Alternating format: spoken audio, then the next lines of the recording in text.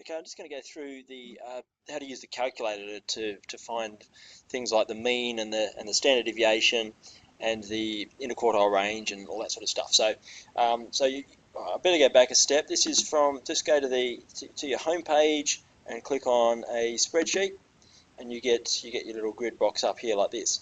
Now, if let's say we've got just a bunch of raw data. Just punch in a bunch of scores, 4, 6, 12, 4, 6, 36. Right, there's going to be a pretty big standard deviation on this because the range is high. I'll just punch in some scores. Okay, that's all I'm doing. Now I just want to analyze that data. So I've got 6 scores in there. I just want to find out some stuff about it. So I go menu 4, 1, and it's a 1 variable statistic. I've got 1 list. Okay, let me explain here. The X list is just my A column, and my frequency list is 1. So this is perfect because I'm not listing frequencies. I'm just listing the raw data. So the frequency of every score that I put in is 1. So I just leave it all as is, and I click OK, and I get my information. So now, how to interpret this information? Straight at the top there, we've got X bar, which is the mean, and that's 25.16. Now, on page 617 of your textbooks, chapter 17 is a really, really good chapter to refer back to when you want some calculator tips. It goes through all this stuff, and each of these symbols here, X bar, sigma X squared, they're all explained on page 617 over onto page 618 really clearly. So you might like to take some notes down on that and be really clear on what each of these things mean. But so that's the mean, 25.17. The sum of X, that's sigma X is the sum of X, so that means the sum of the scores, 151. So 151 divided by the number of scores. Now n is an important one here, n equals 6, so 151 divided by 6 gives us our mean. We should always go back here and check n, make sure we've got all the scores that we wanted. Sum of X squared's not so important right now, but that's you're squaring all the scores and summing them. Useful for some calculations, but not right at the moment. Now, here, let me explain what these are. This is sample standard deviation, SX, and sigma X is population standard deviation. We need the population standard deviation because we've put the whole population in. This is not a sample of a population. This is the whole population. So we will almost invariably use population standard deviation. So that's that one there. So our standard deviation is 31.1. That's a large standard deviation representing a big spread of scores.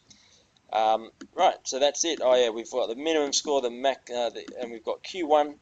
So our first quartile, we've got median, we've got Q3. So our median's 9. Our interquartile range is 32. Right, gives us a little idea of what's been going on. Our maximum score is 90. Okay, and SSX, don't worry about that right now. That might come up when we do some more statistical analysis, but not at the moment.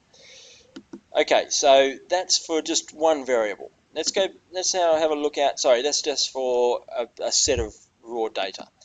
Now, quite often we have a set of scores in a table, in a frequency distribution table.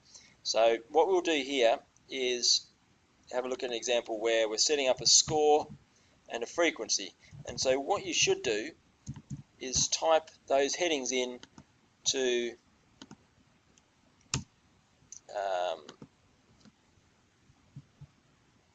so we type in score into column A and frequency into column B, and we have to put those reference words in, I suppose, into those cells, so that we are able to in the window in a moment you'll see what I mean. So let's put the scores in here. So say we go down to 1 to 7, and in this column we'll list the frequencies.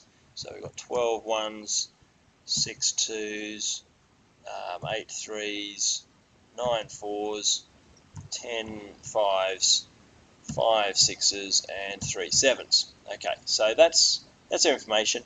Now we want to make a calculation. We want to calculate. Now there's a whole heap of scores here. There's 12, 18, 26, 35, 45, 50, 53 scores. So obviously it was quicker to put it in table format rather than list them all down the cells as we did in the previous example. But what I want to do is do some analysis. We want to find out what the mean and standard deviation is, interquartile range, all that sort of stuff. So we go in here to menu, 4, 1, and 1 again. Number of lists is 1, that's okay. Now my X1 list is now score. So we take that. And my frequency list is frequency. So we take that. And everything else is okay. So that's the important thing. That's why we needed to label our columns. Okay, go down here, hit OK, and there's all our information. So let's just check that we've got 53 scores. N is 53, perfect. The mean is 3.49. That seems completely believable in a 7-score spread. Sum of X is 185, and we take the standard deviation to be the population standard deviation, sigma X, and that's it's very close to the standard deviation of the sample.